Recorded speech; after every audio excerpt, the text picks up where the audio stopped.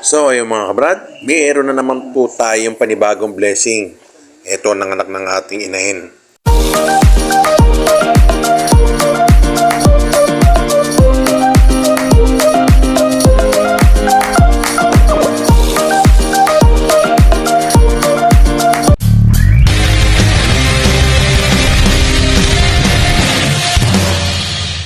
Mga brad, muli, isang napakagandang hapon po sa atin lahat.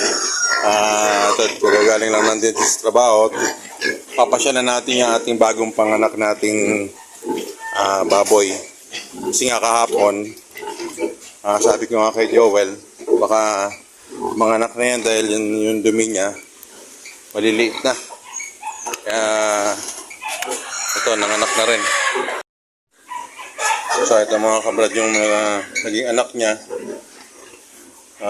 medyo marami. Kaya lang medyo may mga maliliit. 2, 4, 5, 6, 7, 8, 14, 15. 1, 2, 3, 4, 7, 15. 15 yung naging anak mga kabrad. Maraming naging anak to ating alaga na si number 12 to.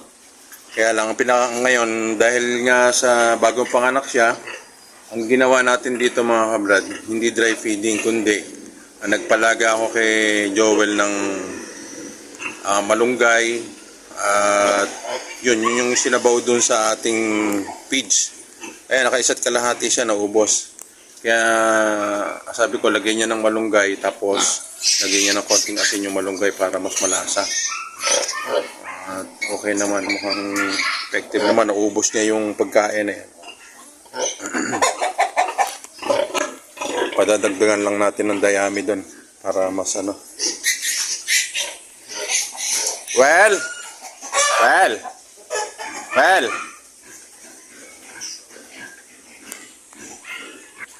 So, yun pala, ang pagkakaalam lang ni Joel, 13. Hindi niya napansin, nanganak pa. So, yun mga kabrad, sana ito nga, magbuhay ito. Lord, thank you.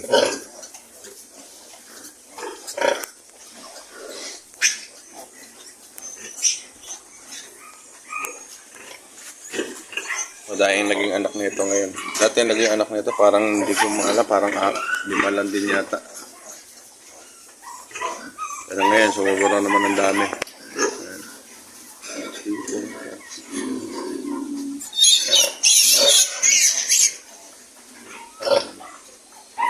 So yung mga kabrad, isang paraan din na natin, yung para mas maraming gatas nga yun. Malunggay. Malunggay talaga natin.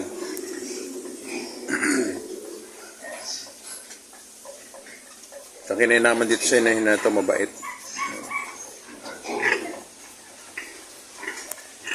So ito si Joel ngayon, bibilangin niya. Pagkakaalam niya, ilan alam mo? 13? 13 kasama yung patay. Ay, 14 kasama yung patay. Ang dami ang dami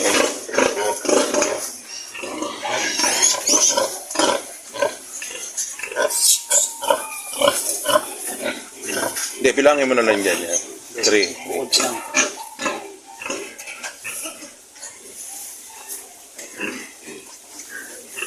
Lima. Hindi.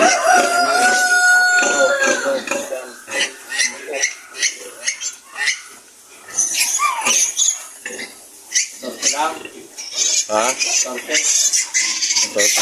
Oo, 14 eh. Yung isa pa. 1, 2, 3, 4. Ang PC nga yung namatay. 1, 2, 3, 4, 5, 6, Yung isa. 8, 9, 10, 14. Ibig sabihin, tama, pang 15 yung namatay. Oo. Yung kalaki yung namatay. Pero masusigla naman, Will Yung nauna ng pinanganak, yung brown. Yung maliit na to. Dapat puro maliliit na. Yung mga malalaki, huli na to. Huli yan. Kaya yung isa namatay. Ang dami Ang ko, Will, kapalan mo yung dayami. Doon. Meron pa rin.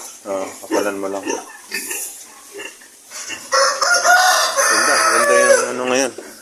Tsatsagain lang natin na ano. Tapos yung Madre de Agua, well, pwede mo pakain sa kanya yan. Ito mga kabrad, pampadagdag gatas na sa kanya yung Madre de Agua. Kaya napakainin natin siya ng Madre de Agua ngayon.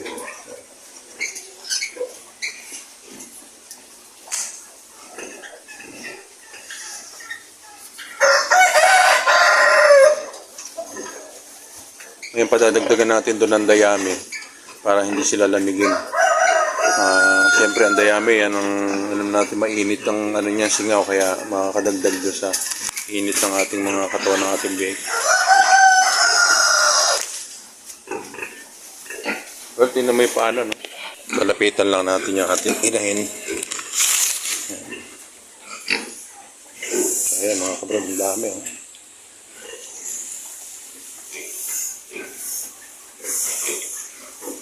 Pwede siguro yun, ano, gamot ang tao. Wow. Yung ano, magaing. So ngayon mga kabrad, napakarami ng ating bake na ano, inanak ngayon ng ating silang breakfast. Ayan, oh. Bali, 15 siya. Kaya lang namatay, may patay na isa kaya 14. 14 yung naging ano, sana nga mabuhay lahat. Tsaka yung ano naman niya, yung daddy naman niya doon mga kabrad. Ano naman, marami. Kasi parang 16 yata yung 16 yung daddy niya. Kaya alagaan lang sa ano nga, yung sa malunggay at saka yun sa Madre de Agua para mas dumami pa yung gatas niya. Diyan okay lang dyan, well eh.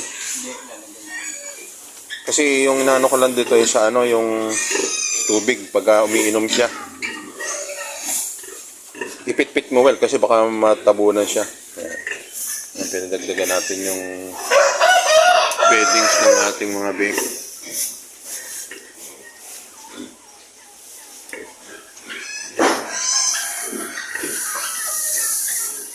Malakas kumain, ano? Kasi pagkalati ka na yun. Hindi ko na binigla, baka sumuka naman. Hindi, okay lang naman.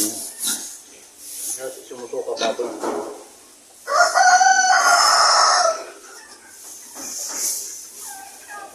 Mas maganda yung makapal yung ating dayami para mas ano yung init sa kanila.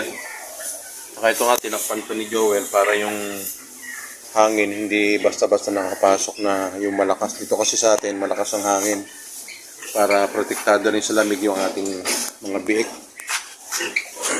Lalo na ngayon, mas malamig. Ayan. At meron tayo mga 25 watts na ilaw dun sa kanila.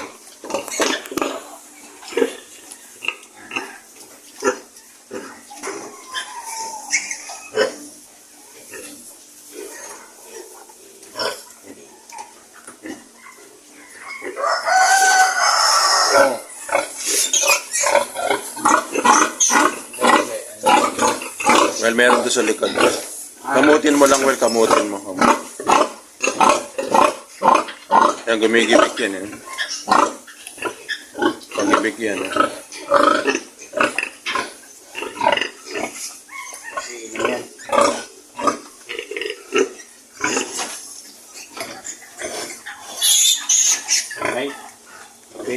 Medyo ano lang, well, tsagain mo lang, no? Kailangan lang dito mga kabrad talaga yung magbabantay ka mga ni Joel. Tsagain lang niya muna sa ngayon. Well, baka masabit yan ang alambre sa likod mo, ha? Sa ulo, ayan.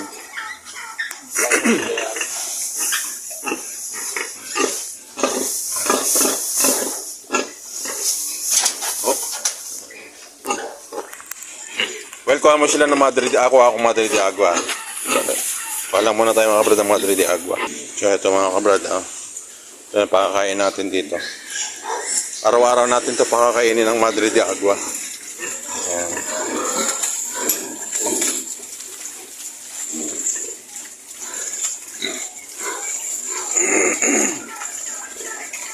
Para mas umano pa yung gatas niya.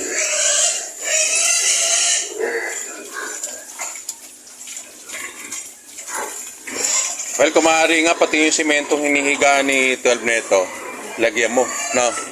Na, Yan yung hinihigaan niya. nasa Yan, bababa ka. Hindi, okay lang naman. Basta at least kahit pa paano eh. Hindi rekta yung katawan niya dun sa ano.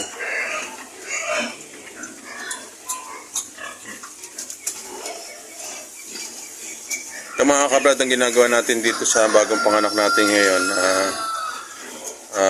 Malunggay at saka itong ating Madre de Agua. Tsatsagayin lang natin talaga dun sa malunggay. Bukas magdadala tayo ng malunggay para ilaga ni Joel para makain. Ang gagawin natin sa kanya ay wet feeding muna. Para yung, kasi pag sa drinker, madalas siyang umiinom sa drinker, nababasa yung flooring. Kaya, posible, baka ginawin yung ating mga alagang biik. Kaya natin pinakapalan yung beddings nila.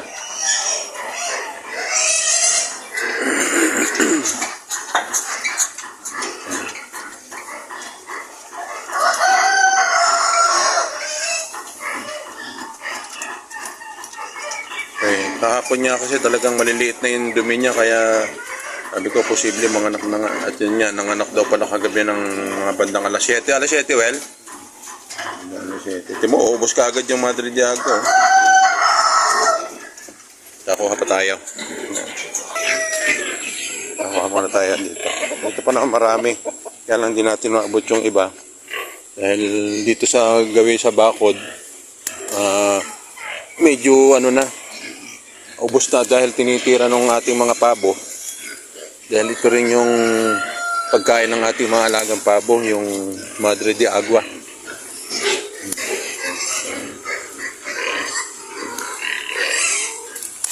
So yan, eto, nakakuha tayo. Tsatsagain lang natin ito mga kabrad. Kung mabuhay natin yung 14 na to, ganda. Ganda magiging labanan natin. Ayan, nakaabang siya.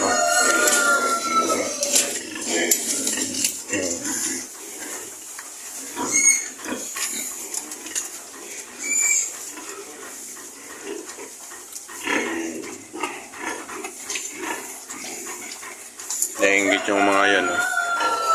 Tama na. Sila kasi mga nagsikain eh nandito kaya ano. Dahil yan, mga AI natin yan. Pag bagong AI, hindi mo dapat binubusog ng husto.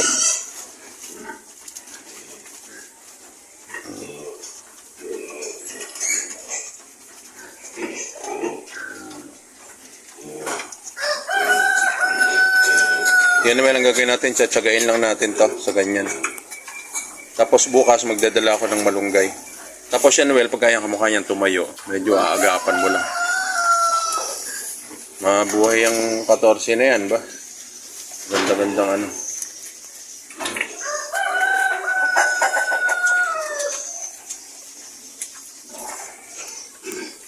Kaya nandito ngayon medyo siyempre mapupuyat-puyat ng konti si Joel dito. Dahil tsatsagain niya itong bantayan. Dahil medyo di pa naman ang kalakasan pa naman to.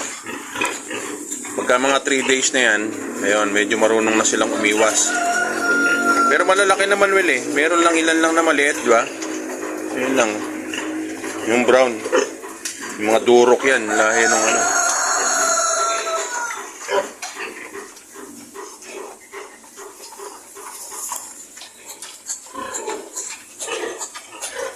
Tapos ang susunod naman natin yung mga nakakabrad, itong si number 13. Ayan. So, mga 1 week na lang siguro to. Ayan. Ang anak na yan.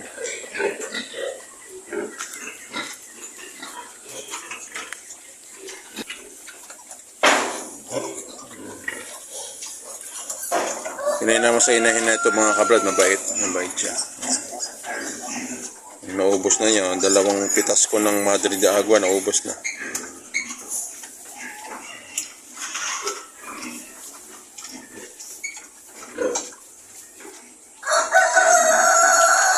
Op. Tapos, well, yung Madre de Agua, ang gawin mo, magkumitas ka, tapos gayatin mo na kung ano, tapos palaga. Tapos ngayon, lagyan mo ng asin. Para, ano, yan, lagyan mo rin siya, well, na ano, ito, bumawas ka rito. Yung beddings para yung, kumbaga, mabasa man siya, hindi siya yung ganung, ano.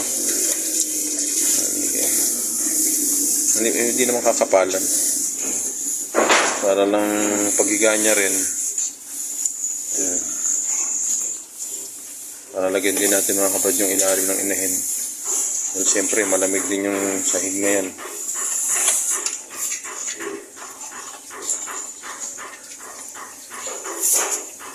Dito sa may baba niya, well, dito sa may paalang niya pa.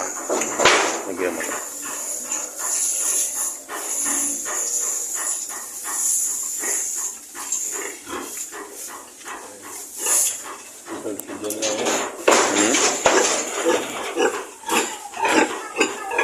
Sumiksik sila doon sa ano sa mainit. Yan, well, bantayan mo sila pagka kamukha niya nakatayo yung inahin. Tagain mo lang. Ano mo lang.